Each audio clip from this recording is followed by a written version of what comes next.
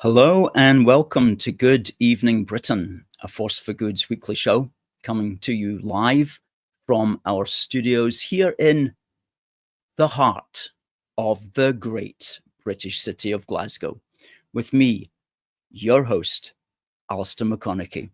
We are broadcasting on all our digital platforms throughout the United Kingdom and across the world. We're bringing you quality pro-UK comment and analysis every Wednesday from 7 until 8 p.m.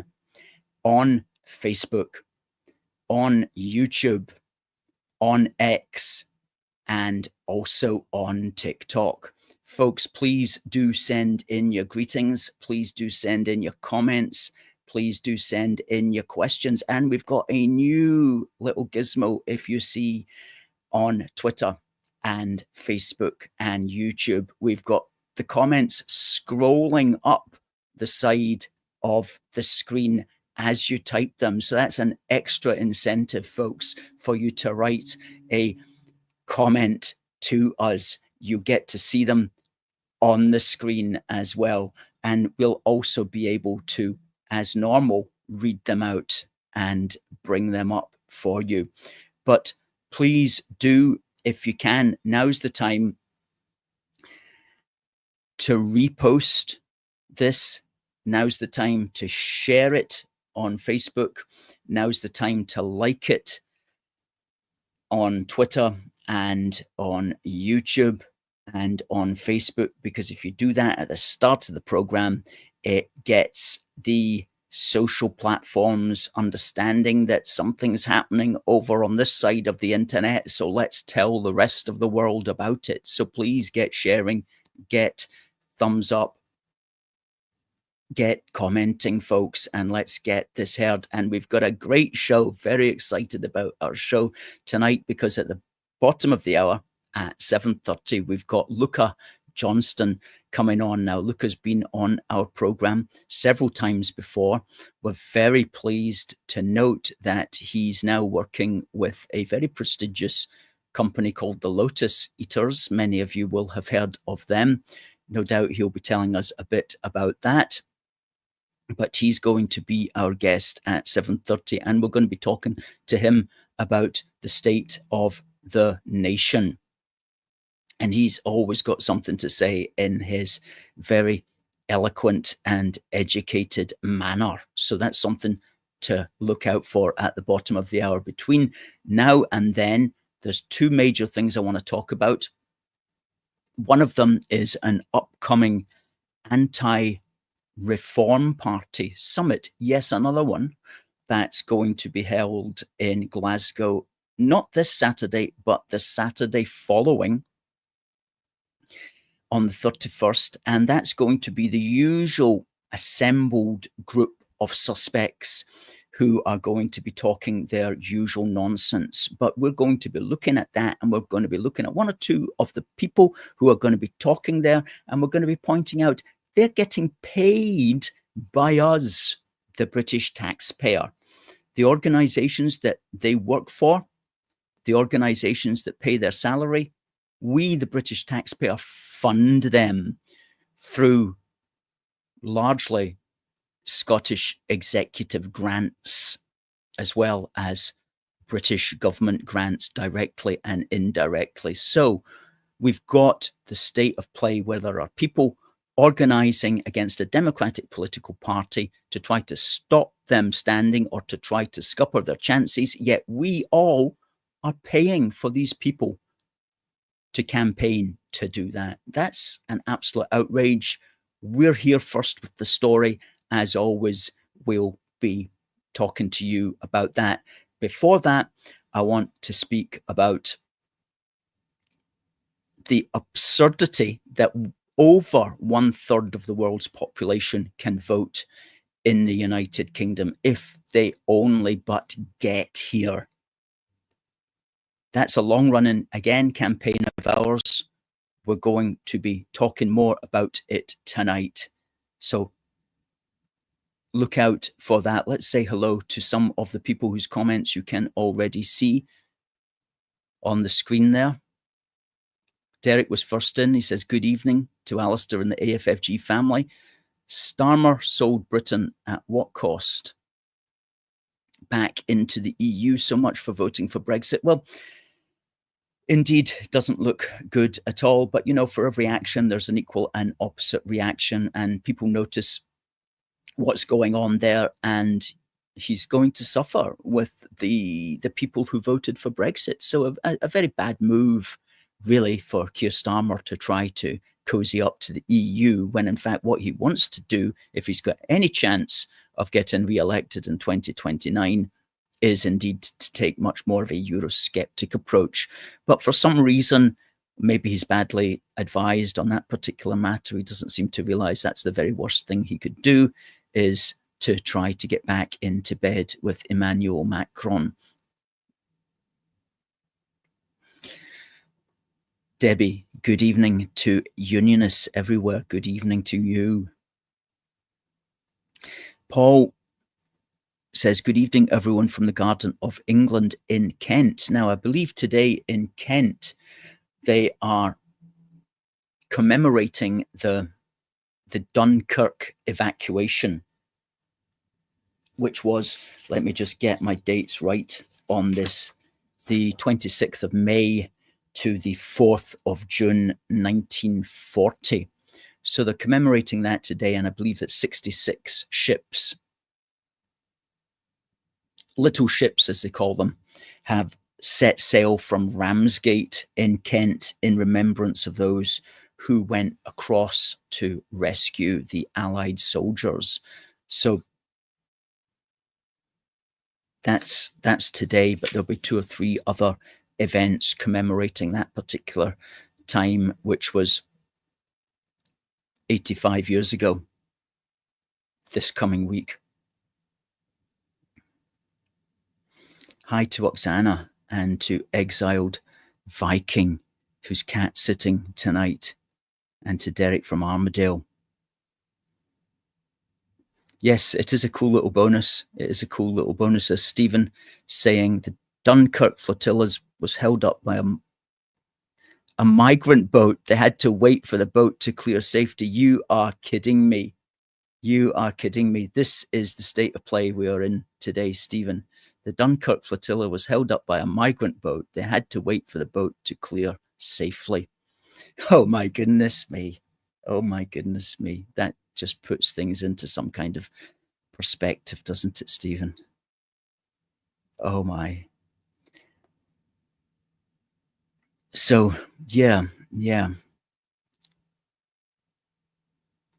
Derek says he's looking forward to going to the Great British National Strike on Saturday, this coming Saturday, all over the UK. Yes, I believe that well, I guess you can Google it, but in certain of our towns and cities, there's going to be people campaigning. And they're calling it the Great British National Strike. And the theme seems to tend to be a kind of anti-Keir Starmer theme, a pro-freedom theme. Probably quite a few of the people from the freedom movement would be involved in that. So I hope that goes well for everybody who is involved in doing any of that. Adam says, should reform campaign in Scotland? Adam, absolutely. They're campaigning right now. They're campaigning for the big event, which is on the 5th of June, the Hamilton, Stonehouse and Larkhall Scottish parliamentary by-election. And it looks like reform could come second.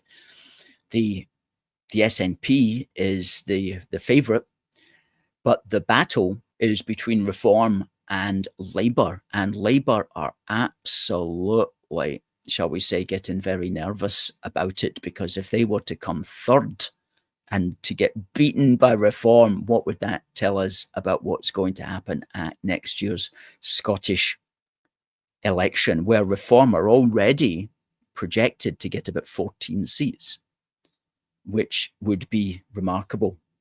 So yeah, not only should they, but they are campaigning, and we'll speak about what their opponents are trying to do right now to scupper them, to no effect, I should add, but we'll be looking at that anyway.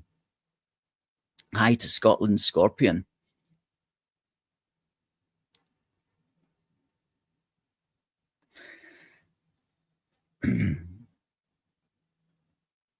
Adam, yeah, some say reform might split the vote and let the SNP in. Well, that's just the nature of politics. The SNP are always going to do well, though, in Scotland. They're always going to get a certain proportion of the vote. But anyway, let's look at the first thing that we want to talk about tonight. Now, what do you think about this little nifty thing at the side here? Isn't that something? Show comments on stage. I'm quite liking that. Okay. Yeah. Here is what we want to talk about to begin with, before we get on to the Anti-Reform Party meeting, before we get on to Luca Johnson, who will be our guest at 7:30. One of the best articles that I've read for a very long time, in the sense that there's not a single wasted word in here, and you can see all the underlining and paragraph highlighting that I've done, indicating such. Only British citizens deserve the right to vote, by David Frost, from the Daily Telegraph of the 10th of May 2025. And interestingly, this article appeared several days after we had been very active on social media, particularly on Twitter, on this precise matter. And as soon as we had got active, we noticed not only this article appearing, but somebody else made a YouTube video about this scandal also, that many of us simply don't think about. You know, we always talk about, isn't Britain a great democracy? And didn't our forefathers fight and die for our democracy? And we always hold to those values. But many of us, including myself, I'm not immune to it, we don't think, well, who actually gets to vote in this country? You know, and if you asked the average person on the street, they would say, well, just British citizens. But that's not the case. The British franchise differs from country to country, from Northern Ireland to Wales to Scotland to England. Because of the devolved arrangements, they've all got different franchises. They've all got different franchises for the local elections and for the devolved elections. And there's only one common franchise, and that's for the UK general election. And what many people don't know is that in all of these elections, whether local, devolved, or national British, all members of the Commonwealth can vote if they get here. If you're a resident Commonwealth citizen, which means if you're from one of the 55 Commonwealth countries, then you can vote. So long as you're legally resident here, you can vote in every single election in Britain, anywhere in Britain. That's 2.7 billion people who have got the right to vote in the UK if only they get to the UK. As soon as they get here, they get the right to vote. And it's a hangover, as I said a couple of weeks ago, from our imperial past, a hangover which has never yet been adjusted to compensate for the fact that we're now in 2025. It was allowed back in 1948 because the numbers of people coming from India and then Pakistan and then Bangladesh and then Nigeria and all of these countries was tiny back then. It was tiny. So people thought, yeah, we can just let the Commonwealth people continue to have the vote here in Britain because there's hardly any of them. Well, now when we've got each year 1.2 million new long-term immigrants coming in per year, gross, I think that's a democratic issue, right? Because these numbers now, the huge numbers of Indians coming in, Pakistanis, Nigerians, Bangladeshis, people from all over Africa and elsewhere, they're all getting the vote. They can all now swing elections. So do you think Reform are going to get elected in 2029? Well, not if they've brought in like 5 million Indians. They're not going to get elected, are they? So this is a huge issue that people just don't think about, hitherto have not thought about. Well, we're helping people to think about them. Just a shout out here to DTube. Thank you, sir, for your £2 super chat. DTube is a great super chatter. He says, Lammy is offering concessions on Gibraltar. Oh my goodness me. I don't know what that means, but it doesn't sound very good. Okay, so back to British citizens deserve the right to vote. David Frost here says, quote, you might think you have to be a British citizen to vote in British elections. Not a bit of it. Millions can do so. Nearly half of Africa, all Indians and Pakistanis, in fact, getting on for a third of the entire world's population can vote here if they can get here. Well, we did our calculations this afternoon. It's actually more than a third.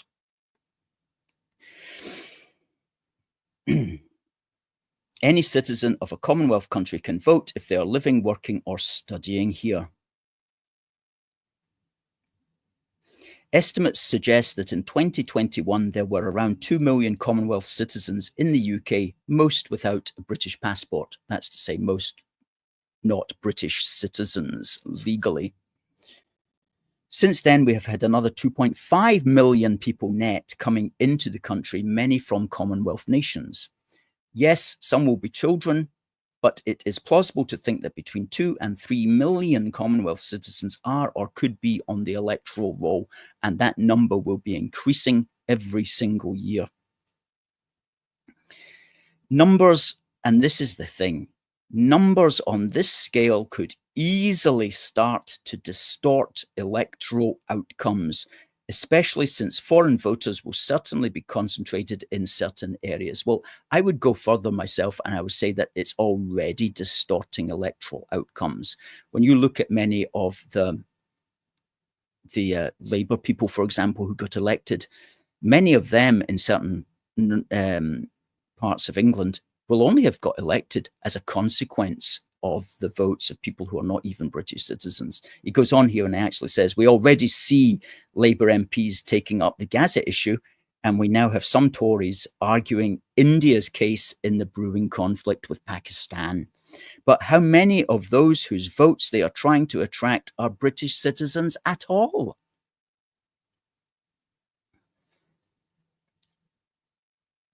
And he just concludes, he says, it's all a mess. It's time our rules were tightened up to bring our elections into line with what most people think and want. We can do it with a very simple 4-point plan. 1, only British citizens should get to vote and stand in British elections. And by the way, we should also be much stricter with who we give citizenship to. Absolutely. We've always said that. Our view is British citizenship after 25 years legal residence. At the moment, you can swing it if you're here simply for 6 years, which is just such a giveaway. It's incredible. Second, you should have to prove your status to get on the electoral register. Third, you should be required to identify yourself with proper ID at the polling station. Well, we're some considerable way towards that anyway already. And fourth, all voting rules for all elections should be set nationally, by which he means here should be set from the centre. The powers of devolved quote unquote governments, he actually puts it in quotes, which I like, to set their own franchise should be revoked. Of course, Labour won't do this, but opposition parties should commit to it. And I like what he says here finally. British democracy shouldn't be open to people who wander into the country for a couple of years. It is for people who are born to this country or have chosen to commit themselves to it. It is not a right, but it is a privilege. Most people think this already. Time to make it like that in real life. Very good article. Only British citizens deserve the vote. David Frost, well done for putting that together, mate. Says it all so well. This is a national issue. If our democracy means so much, we should be giving a lot more thought to who is actually allowed to vote in it. Of course, some people just want... We take this position because we believe in the idea of the nation. If you don't believe in the idea of the nation, then obviously you're just going to say, well, everybody should have the vote, even if they're only here for 6 months on some kind of student visa. But if you're not like that, if you believe in the nation, then you want it properly defined to citizens and, for example, to the people of this wonderful island in the background here. St Helena. We've got the St Helena flag up today because it is St Helena's National Day, which commemorates the discovery of St Helena in the South Atlantic by a Portuguese captain in the Portuguese Armada. But you know what? The Portuguese didn't do very much with their discovery, and so it was left to Oliver Cromwell. Several years later, it was discovered in, when was it? 1502, but it just sat there. It just sat there until Oliver Cromwell in 1657 decided it would be a prime resource for the British Navy, and he colonized it with planters in 1659, and it's from that date that it's measured as, firstly, England, then Britain's second oldest colony after Bermuda, and it's still part of what we could call the empire today, although we now call it the British Overseas Territories, of which there's 14 of them, of which Gibraltar is one, Falklands is one, and St Helena is part of a little island group, or a rather widespread island group that involves Ascension and Tristan da Cunha, and it's situated in the middle of the South Atlantic. Just so you know, let's stick up a picture of where it is here. Let's get rid of the banner. The top red circle is Ascension Island. The second circle there going down is St Helena. And then the two circles at the bottom are Tristan da Cunha and Gough Island. And together they make up one British Overseas Territory. Lovely. Okay. So that's the flag up there today to commemorate St Helena. So we're happy to give the people of the British Overseas Territories, if they happen to be resident in Britain, we're happy for them to have the vote. That's okay. There's not that many of them anyway. How many St Helenians are there? Well, there's about 4,000 to 4,500 in St Helena itself, which has recently had an airport installed, which apparently sits at the top of a mountain, and which is one of the most dangerous airports to land on, I'm told. Not surprisingly, because of the rough winds that beset that area at that height. Good. Some comments here. Minecraft Legends says the JD Vance believes the UK will be the first Islamist country with nuclear weapons unless you vote for Reform UK.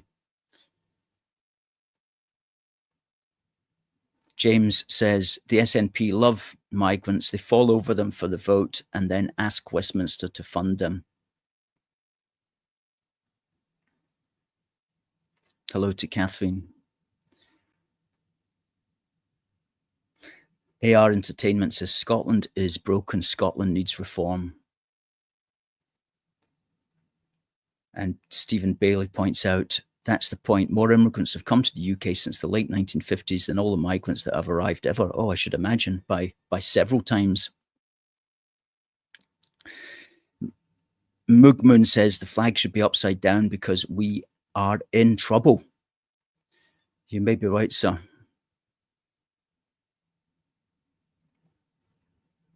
Yes, the Commonwealth people can join the military, as Joseph Thompson points out. And we wrote an article actually about this, saying that we'd be prepared to allow people who join the military from the Commonwealth to get a faster route to citizenship. That seems fair.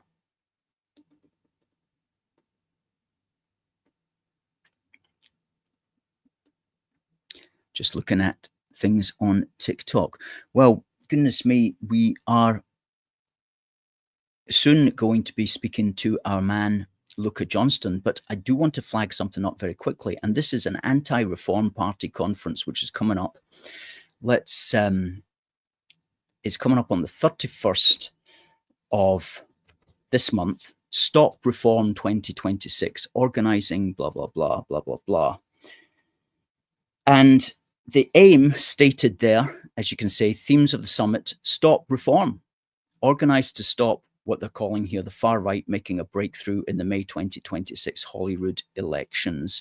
Well, everybody's entitled, okay, to campaign, and they are got a whole range of speakers here talking about everything, and they have got workshops as well, and probably games. They might even have games there. I don't know. I think one of the games is going to be like ring around the dinghy to see how many people can jump on a dinghy without falling off. No, they don't actually have that game. Okay.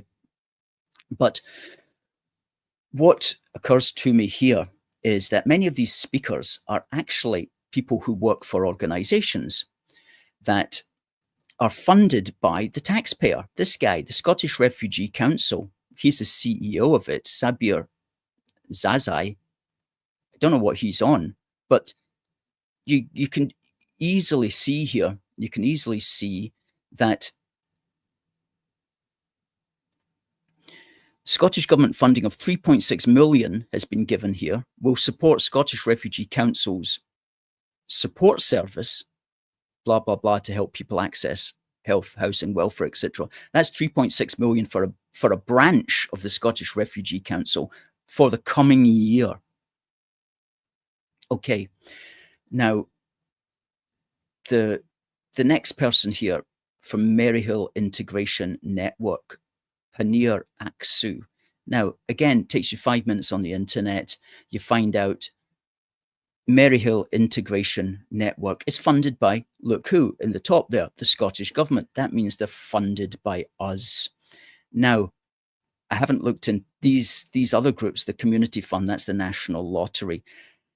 The British government funds the Paul Hamlyn Foundation, even though the Paul Hamlyn Foundation is $1 billion foundation.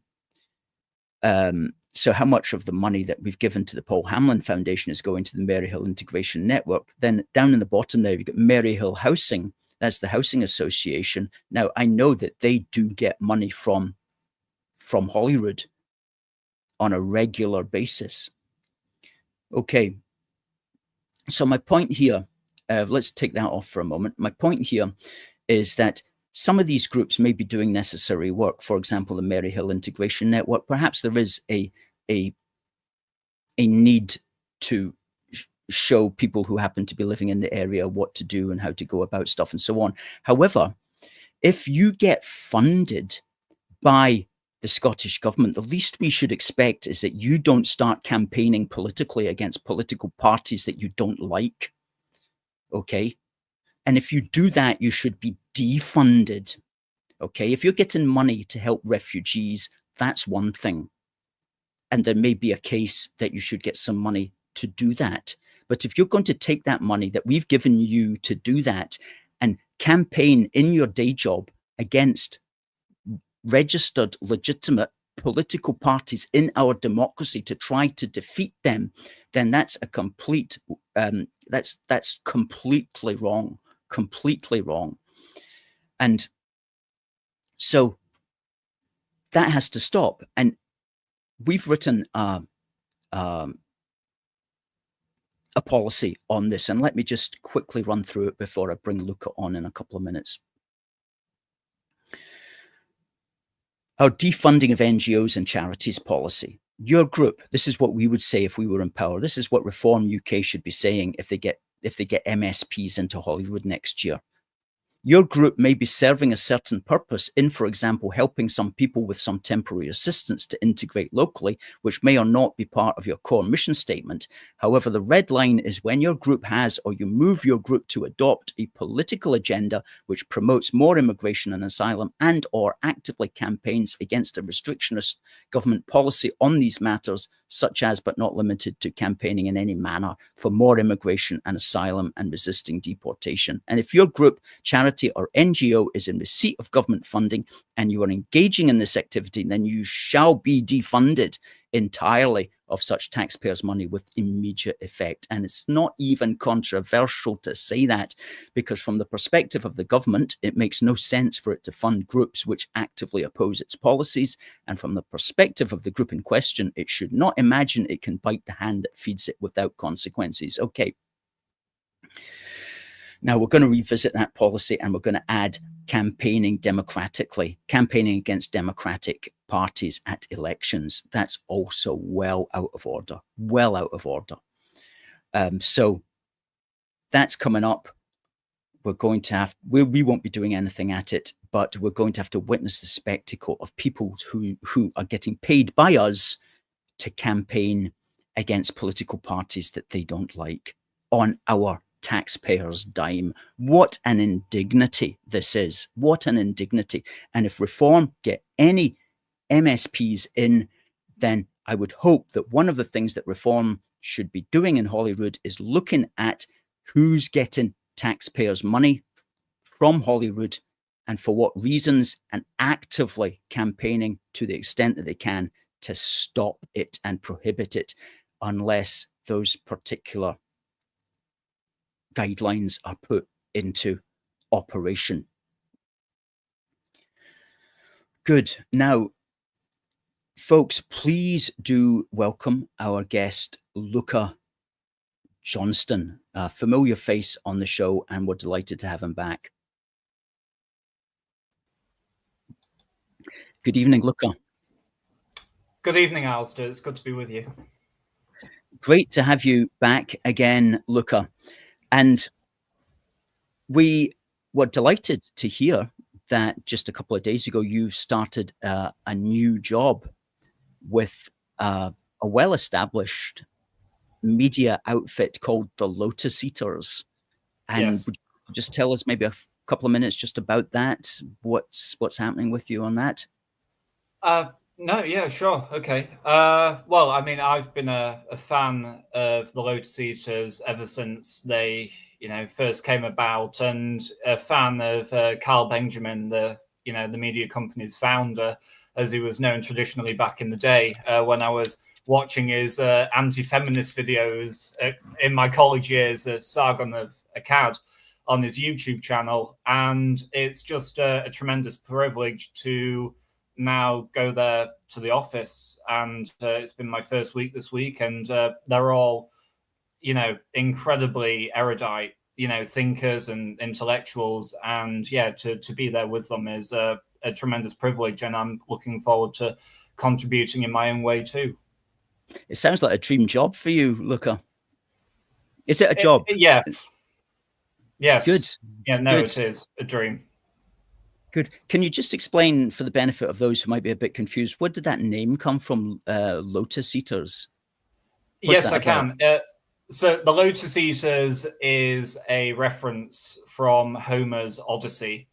It's in fact one of the first islands that they visit in the Odyssey, and Odysseus and his crew get off at this isle on the way back from the Trojan Wars, and it's an island inhabited by these people who eat the lotus flower, And it's just such a peaceful, happy, prosperous place that fundamentally the crew don't want to leave it, because and that is very well founded, because all of the crew minus Odysseus end up dying.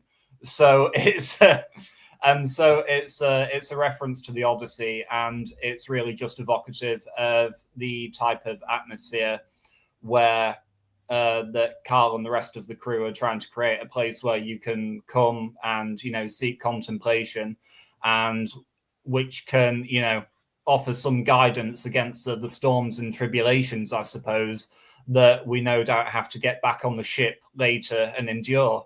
And aren't there so many in our modern times? Great. Well, thank you for that explanation. I had been puzzling over it, but not up on my Greek. Is it Greek literature? Yes. As much as you. Paul Hadlow kicks in here. He says the Lotus Eaters was a group who had a 1983 hit with The First Picture of You. I shall listen to that after the show. I've never heard of it. Well, maybe Carl himself hasn't heard of it either. You could point it out to him. Potentially. Yeah. Well, when I invited you on a couple of weeks ago, or a few days ago, I mentioned to you that we'd like to chat about your thoughts on Keir Starmer's sudden shift to the right, as it were. And let me just mention to the people that are on TikTok, we've got a guest here on our computer, which you won't be able to see on TikTok, but if you want to see it, go out to youtube.com/UK A Force for Good. So yeah, it surprised me. Obviously, there's a lot that we would prefer he could do in addition, but really he seemed to do a lot. And I've got to be careful that I don't get carried away, of course, because we know he's representing the established parties who have a history of speaking and doing nothing. Do you have any immediate thoughts on how to react to this? Well, don't trust him, of course. I do actually think that he will reduce the numbers somewhat, but only if for the reason that he can then say that he has actually done it, which is something that Tories could never manage to do. But it's fundamentally a question of, even if the numbers go down from 700,000 a year to 500,000 a year or 400,000 a year, it's still not good enough. And fundamentally, I feel like it is merely a political calculation of survival. Bear in mind that we might, by the end of this decade, we might see the destruction of the oldest political party in the world, it being the Conservative Party. And a large part of that will be down to the betrayal that people feel predominantly over the question of immigration. And fundamentally, Keir Starmer is of the camp that is, of course, the globalist, the technocrat, and the managerial class. You know, he loves Davos more than he loves Parliament, and he certainly loves the EU more than he loves any institution that this island has to offer.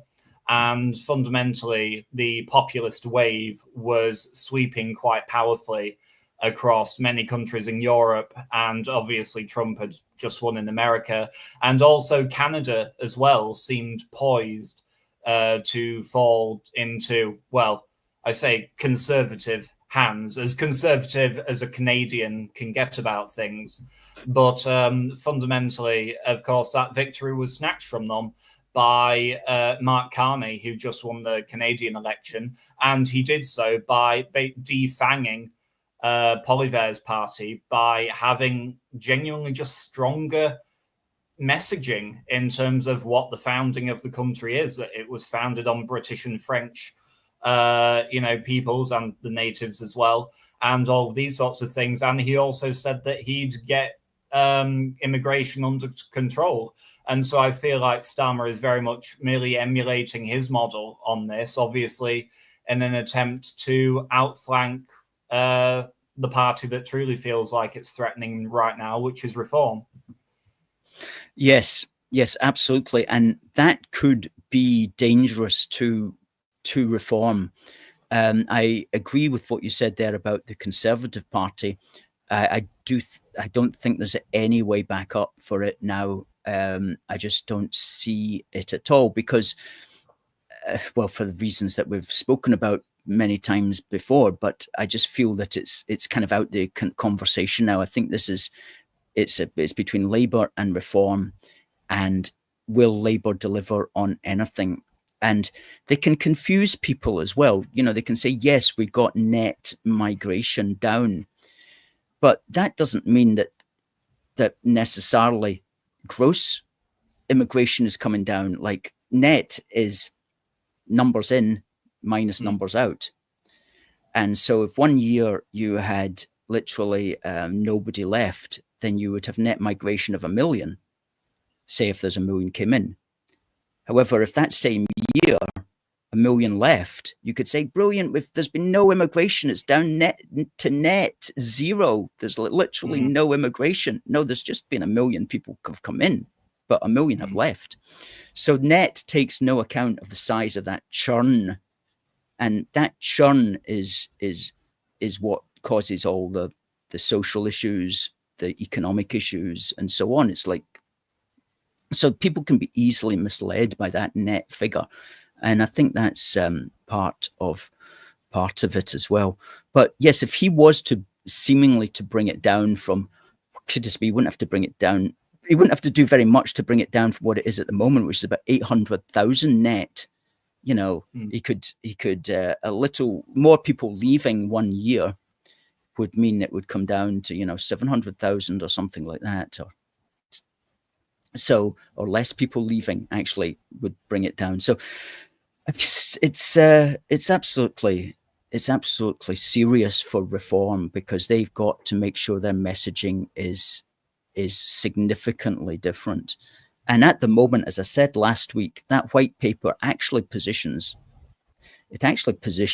Labour as probably more immigration restrictionist than Reform is at the moment. Because Reform's policy on immigration, as far as I'm aware, is really just whatever comes out of Nigel Farage's mouth after he's been down the pub for a couple of pints. It's not, and I mean that in a good way. It's not like written down as this is what we believe and what we're going to do. So they will have to up their game significantly if they're to beat this challenge. And he's got a second paper coming out in the summer on asylum as well. So that's going to have some major talking points in it that Reform are going to have to deal with as well. But yeah. So do you see Reform like as becoming a major player in the going forward, like into 2029? Are you somebody that would think, oh yeah, they could actually win it? I think they actually could win it, although on a personal level, last year I wrote an article for the European Conservative entitled Farage or Failure. And I basically said that, look, there is no other man currently of the same caliber that can cut through and fundamentally win the next election. And really what I cared about more than anything was just making sure that the Conservative Party stayed dead. And, after being kneecapped in the last election, that it couldn't get up again, maybe one through the other for good measure. But since that time, I've become thoroughly disenchanted with Reform and with Nigel. I felt like the way that what they did to Rupert Lowe was utterly, utterly disgraceful. And I feel like Rupert seems to be in every way a superior version of Nigel. I think he's more trustworthy. I think his political instincts in terms of gauging the public opinion and where the mood of the country at is far more on point compared to Nigel, who constantly pedals to the left on issues or constantly races for the centre ground, as if we've not already got three parties in Britain that are already trying to pursue that position, and the Greens, who are over having their own silly little conversation on the absolutely far left. And ultimately, I don't think that reform can be trusted to deliver. And from a personal point of view, I don't want to waste the next 4 years pushing a boulder up excruciatingly up to the top of the hill, only to find that it was the wrong one again, and we've been fooled all over again. So yes, I do think that reform can win it, but I feel like it is not a done deal, and it depends upon various factors in terms of what reform's messaging is, what blunders it makes in the meantime, and also based on the blunders that its rival parties make ultimately. Yeah. That's right. I mean, would you agree with me, though, that it's like the only game in town at the moment, in the sense that there's between now and 2029, nothing else is going to come along which is somehow going to reach more people and have as broad an appeal as well? Because I hear what you're saying about Nigel often tacking towards the centre, but it is politics, and he knows that that's where a lot of normal votes are. I mean, a lot of people who see things deeply, such as you and I and so on, we are kind of unusual in that sense. Most people are really just looking for something reassuringly centrist to vote for. And Nigel has been able to play that card fairly well, I think.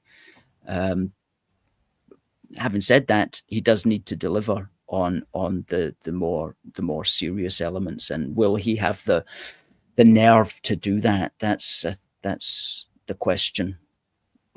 Well, I'm not entirely of the opinion that if reform were to win the next election, that nothing would improve, that nothing would get better.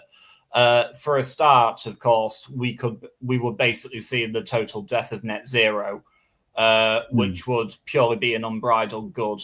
And also beyond that, of course, we'd see the eradication of all diversity, equity, and inclusion throughout, hopefully, at least all of public institutions, and then the private sector will just follow.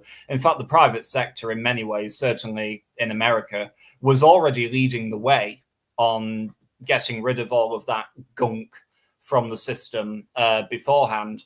And I feel like that will, in not having that institutional oppression put on the native people, it will at least strengthen our hands, and we'll be able to actually be in the institutions again in some meaningful way that will be more sympathetic to a patriotic ideology, I suppose you could say.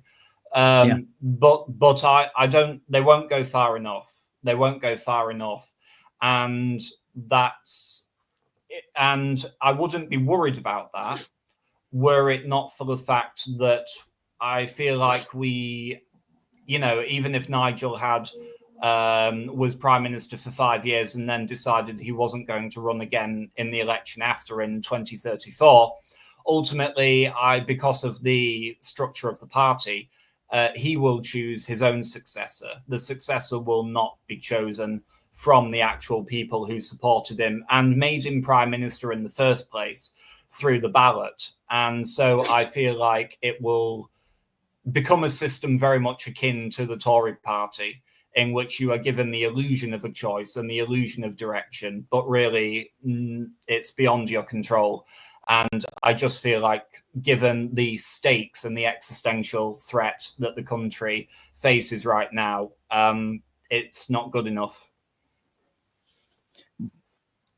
Interesting point. On something you said earlier there, I would say that if they do come into power in 2029, they have to come in knowing exactly what they're going to do, because they can't come in, like, in a sense, you got to learn a bit from Trump. He came in 2016, nobody expected he was going to win, and he kind of arrived and he did not have a team. So it's like, okay, we've got to spend the first year trying to find people who know stuff about what's going on here. People who know stuff about energy, people who know stuff about defense. Oh, what we're going to do about this anyway, so it was a bit chaotic.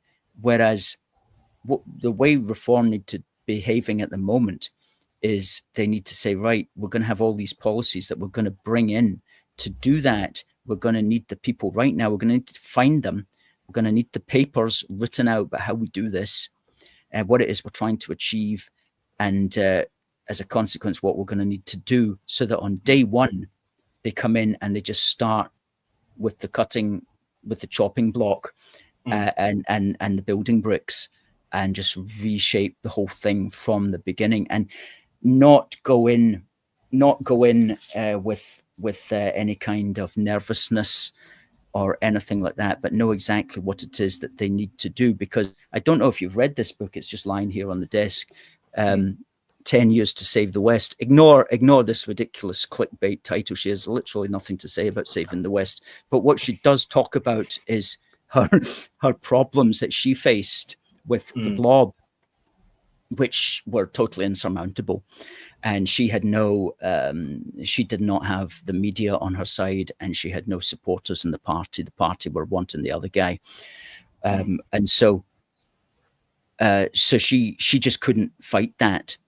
And that's what will happen to Reform if they're not aware. So I'd urge all Reform people to read this book, to find out, put your prejudices about Liz Truss aside, and just listen to what she was facing, because it is an inside story about the power of the British deep state, for want of a better expression. So that will need to be just a clean sweep of all of that, and Reform need to have all of that ready to go. But I also understand that they might necessarily want to keep their cards close to their chest and so on, because as soon as you come out with a policy and you go on Question Time and you get some planted person making a fool of you, and then your policy's all ruined, so but they have to just play it tactically. But this is sorry, just to say, this goes back to Starmer outmaneuvering them, because Starmer is quite a meek character.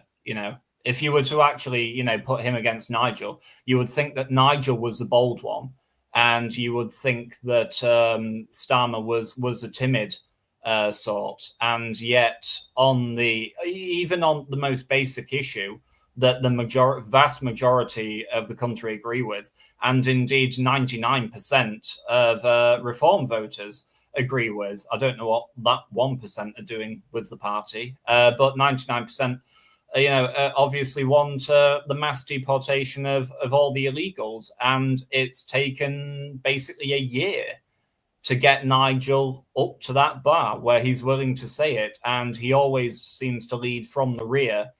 And if he's not taking the fight to Keir Starmer on these issues, then he will not inspire the confidence of the general public either, in feeling that he is going to fight their corner throughout his time as Prime Minister, potentially.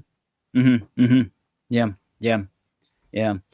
I think that he's playing a careful game as well, in the sense that the media can destroy somebody if they really, really want to go at it. And so he's got to, he knows that the media in Britain are out for his neck, they'll seize on anything that he says.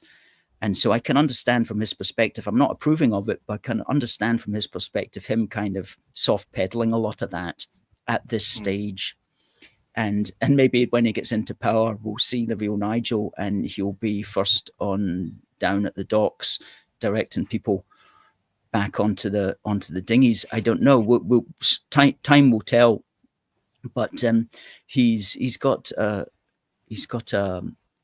changed British politics, and he's changing the conversation right now. And as far as I see it, Reform's job is just to keep moving the conversation that way, as far as they possibly can.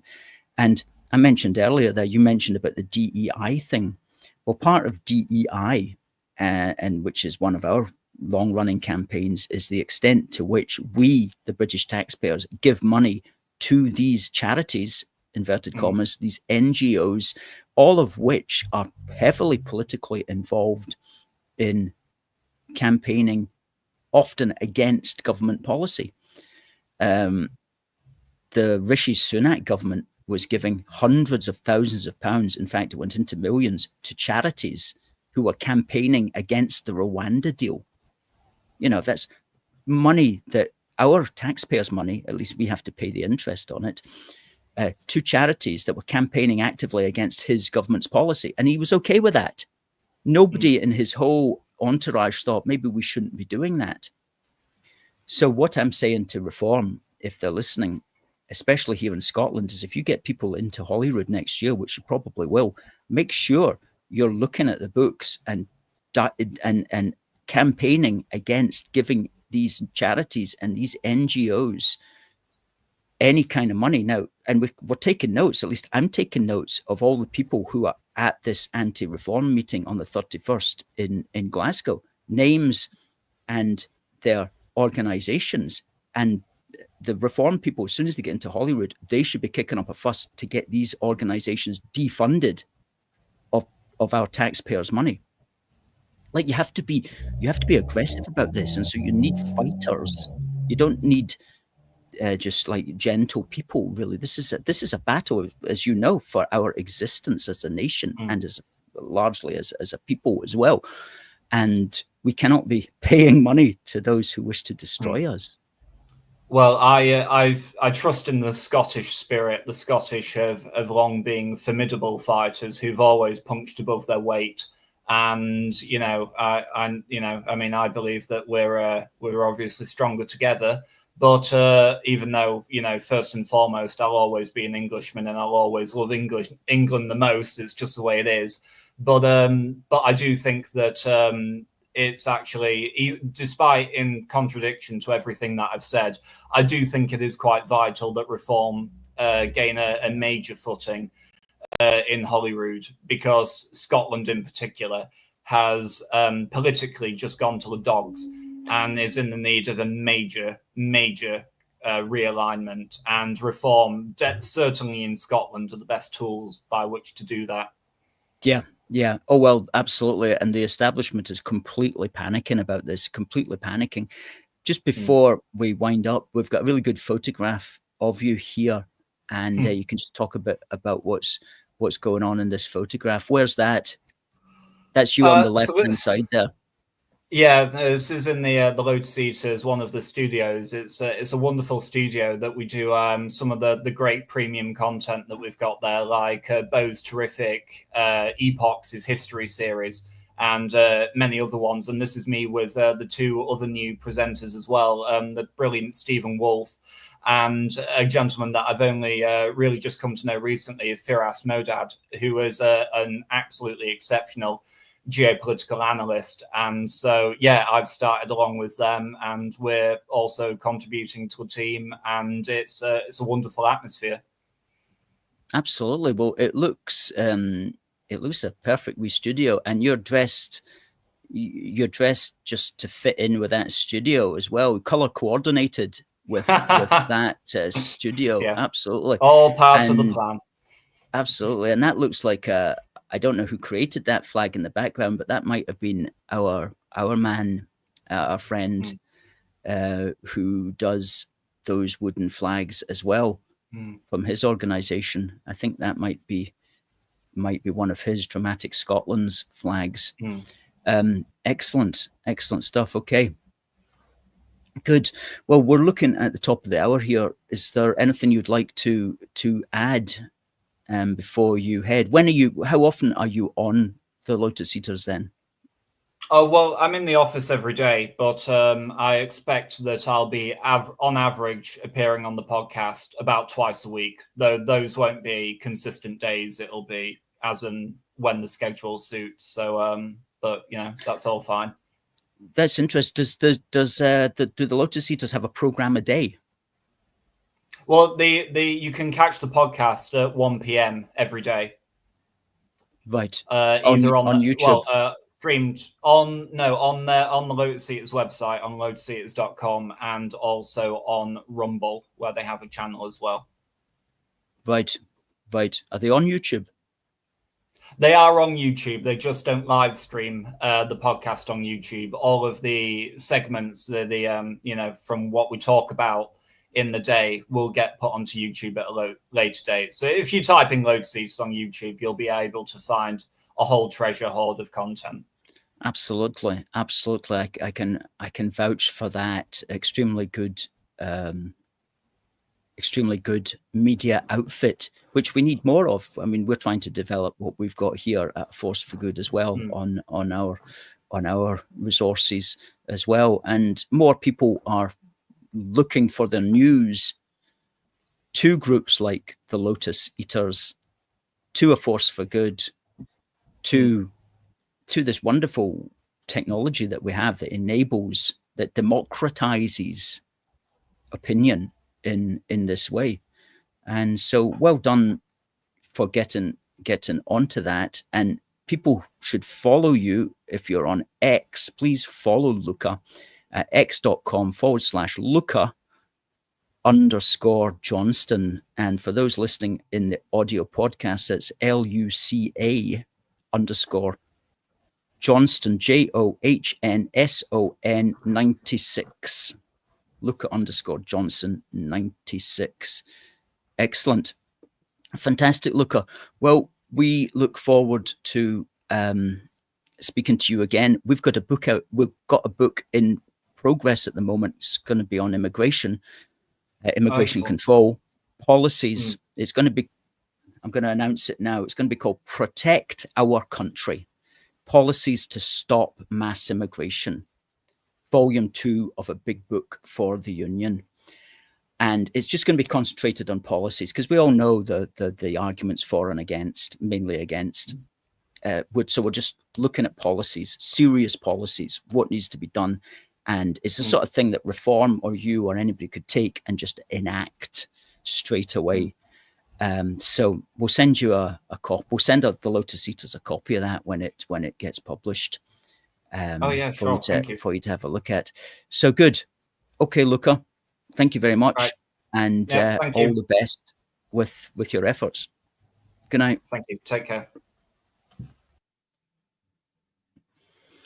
Fantastic. Luca Johnson, political commentator and friend and excellent broadcaster. He can be found at his new role at the Lotus Eaters, which is a media outlet that talks a lot of common sense.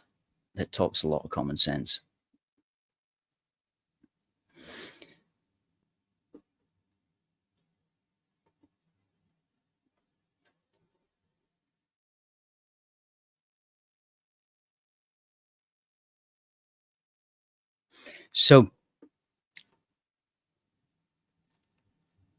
folks, please do consider becoming a union supporter. That's a monthly donor from 69 pence a week, works out at £3 a month. £1.15 a week works out a £5. Doesn't sound like a lot, but it really does help us to keep going. And we're going to actually be having a crowdfunder in the summer. We always have a British summertime crowdfunder, but please do consider becoming a union supporter, a monthly donor. If you prefer just to drop a quick donation in, you can do that at aforceforgood.uk/donate to. And you can also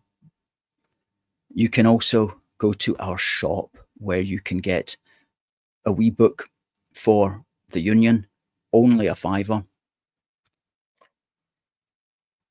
where you can get our badges, where you can get a link, where you can get this t-shirt and lots of other t-shirts, and where you can get lots of patriotic goodies. The point is, folks, we do support the UK and our supporters support us supporting the UK. And we're very grateful to all of you who do that. And we are going to have a crowdfunder this summer, though, because we've got to get through to the end of the year. And the last 6 months of the year is always the hardest part of the year for us. We don't have the British taxpayer paying us like these people who are campaigning against reform. They're on big salaries, paid for by us, against our will, it should also be said. But we don't have any of that, so we rely upon you guys, and we do appreciate it. Now, I mentioned our book is coming out, Protect Our Country,